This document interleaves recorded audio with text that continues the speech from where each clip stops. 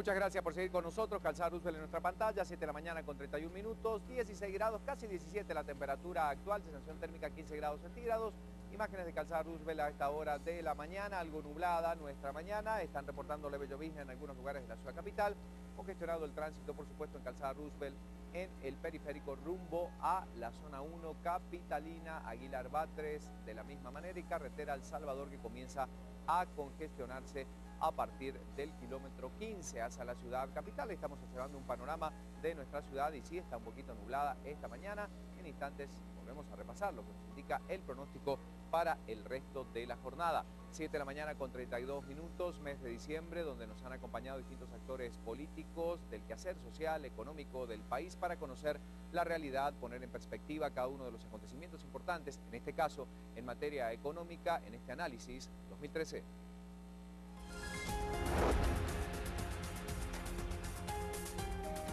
Bueno, nos acompaña un verdadero experto en temas económicos que cada semana tiene la posibilidad aquí en Viva a la Mañana de comentar justamente algunos indicadores importantes en materia económica, pero ahorita hay que poner este tema sobre la mesa para analizar la realidad de este año que ya va a concluir. Exactamente, analizando bajo distintas perspectivas, y tenemos que darle la bienvenida a Hugo Maúl, experto, economista. Muchísimas gracias por estar con nosotros. Hugo, bienvenido.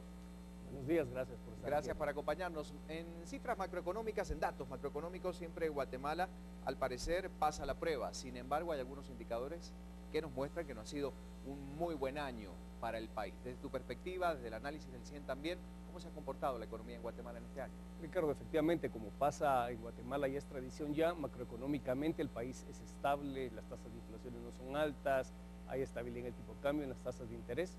A diferencia de lo que pasa en Sudamérica, lo que pasa en Argentina, lo que pasa en Venezuela, que es verdaderamente una locura, aquí estamos más o menos tranquilos en eso, pero lamentablemente tampoco seguimos las buenas recetas y los buenos resultados de otros países como Panamá y Nicaragua, por ejemplo, que están muy cercanos a nosotros. Es decir, no crecemos mucho, no generamos mucho empleo, no generamos mucha inversión, pero tenemos cierta estabilidad.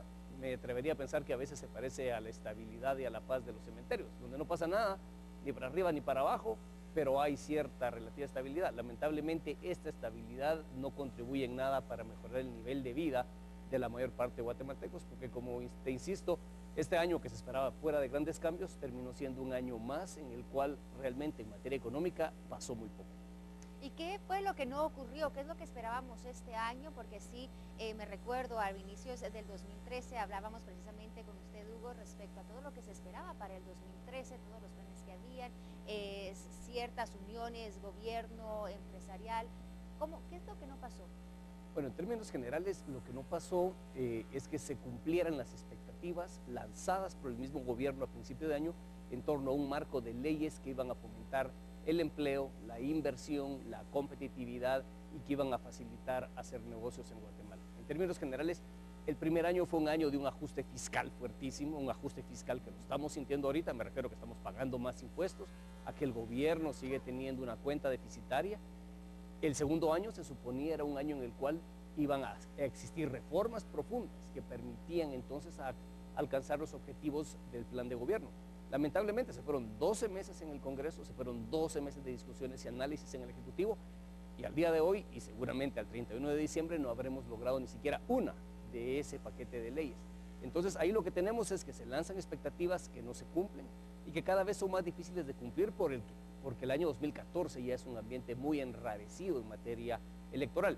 Y te diría que aparte de eso, la otra gran noticia creo que es la dimisión del ministro de Finanzas y la imposibilidad de cerrar la brecha fiscal, donde seguimos teniendo nosotros un exceso de gastos por encima de los ingresos, y eso sí, todos tenemos ahora un nuevo esquema tributario donde pagamos más.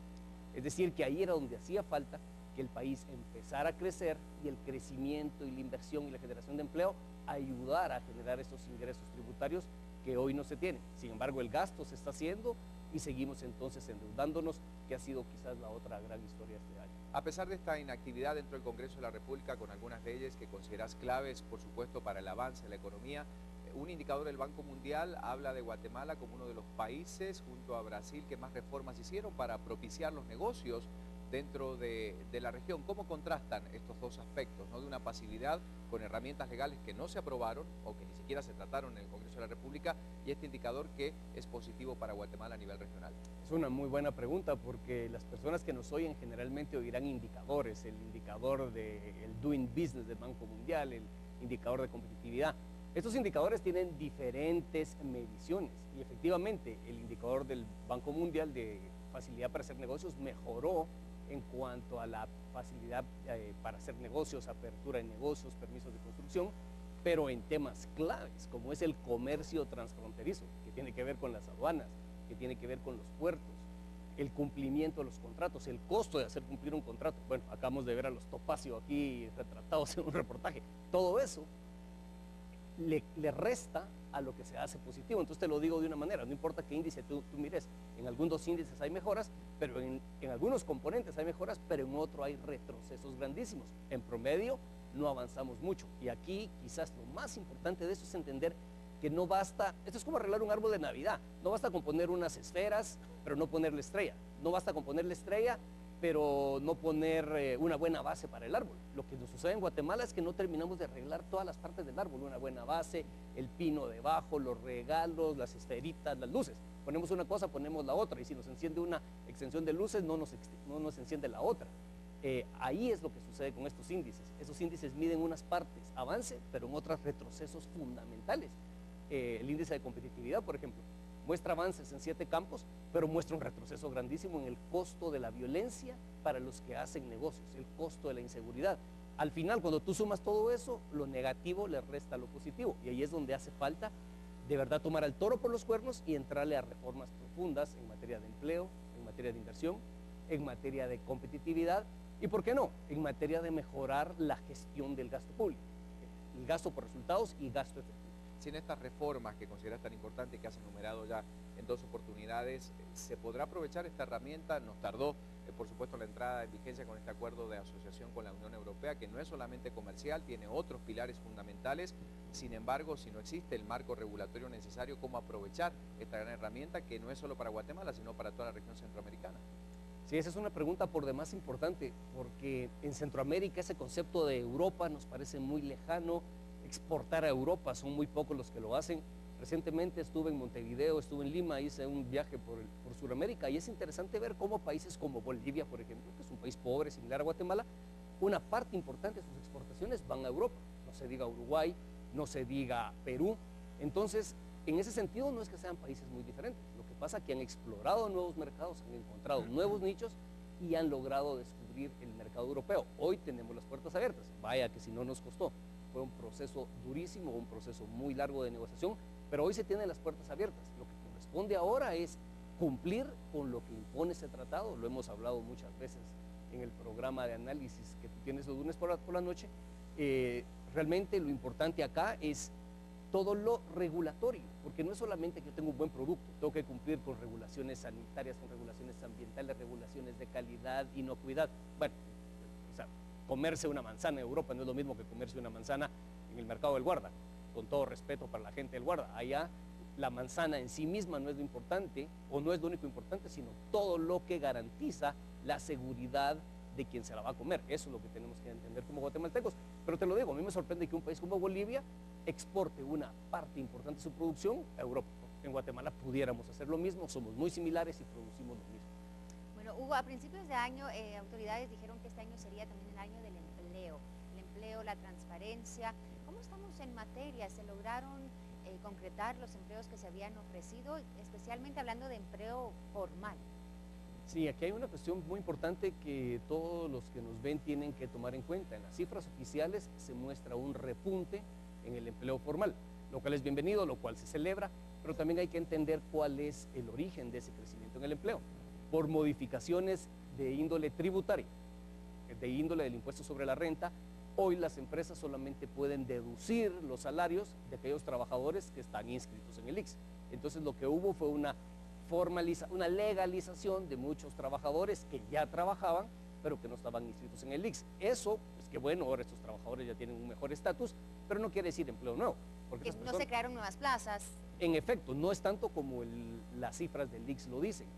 Aquí quizás lo más importante, María René, es que había una ley sigue existiendo una ley en el Congreso, que es la ley de inclusión laboral, que es el tiempo parcial, algo que existe en todas las partes del mundo, que le permite trabajar a los jóvenes que estudian, que le permite trabajar a las mujeres. Aquí en Guatemala, debido a la oposición de los sindicatos del Estado, de los sindicatos más ideológicos, esto no se discute. Y esto es algo que existe en todos los países del mundo, porque le facilita a los segmentos de la población que tienen otras actividades trabajar 3, 4, 5 horas. Aquí en Guatemala nuestra ley no permite ese tipo de trabajo. Y la otra gran reforma era la reforma de cambiar la forma en que se piensa el salario mínimo. Dentro de una semana lo vamos a ver. Empieza la discusión. Se va a terminar la discusión. La discusión empezó hace 3 o 4 meses. El presidente tendrá que decidir.